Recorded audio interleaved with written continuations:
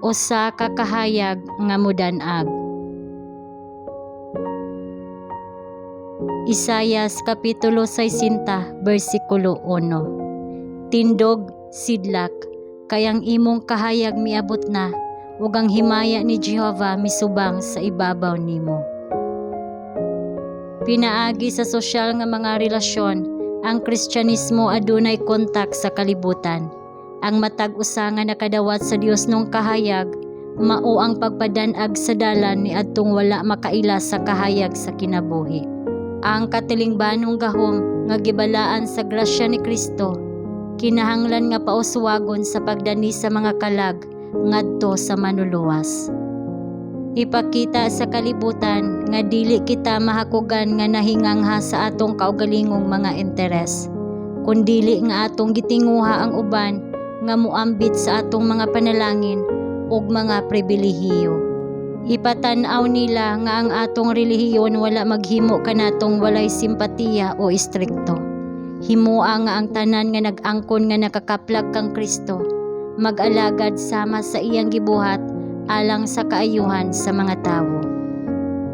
Dili gayud nato ihatag sa kalibutan ang sayop nga impresyon nga ang mga Kristohanon mao'y usa ka masulub-on, dili malipayong katawhan.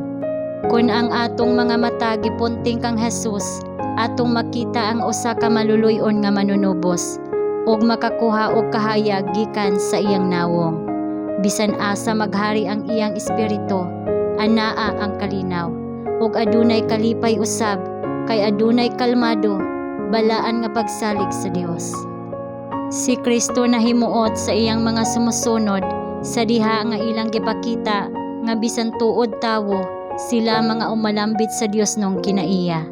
Dili sila mga estatwa, kundili buhi nga mga lalaki ug mga babayi. Ang ilang mga kasing-kasing nga nabag-o sa yamog sa Dios nun nga grasya, naabli og milapad ngadto sa adlaw sa pagkamatarong. Ang kahayag nga nagdan-ag kanila ilang gipadan-ag sa uban diha sa mga buhat nga masanag uban sa gugma ni Kristo.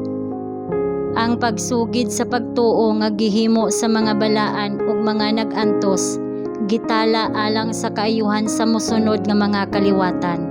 Kadtong buhi nga mga panig-ingnan sa pagkabalaan ug makanunayon nga integridad, mikunsad aron sa pagdasig sa kaisog, ni adtong gitawag karon sa pagbarog ingon nga mga saksi sa Dios. Nakadawat sila og grasya ug kamatuoran, dili lamang alang sa ilang kaugalingon, kundili aron pinaagi kanila ang kahibalo sa Dios mahimong modan-ag sa yuta. Ang Dios ba naghatag og kahayag ngadto sa iyang mga alagad niini nga kaliwatan? Unya kinahanglan nila kini nga padan-agon sa kalibutan. Kita kinahanglan nga mahimong mga agianan diin ang Ginoo makapadala og kahayag o grasya sa kalibutan.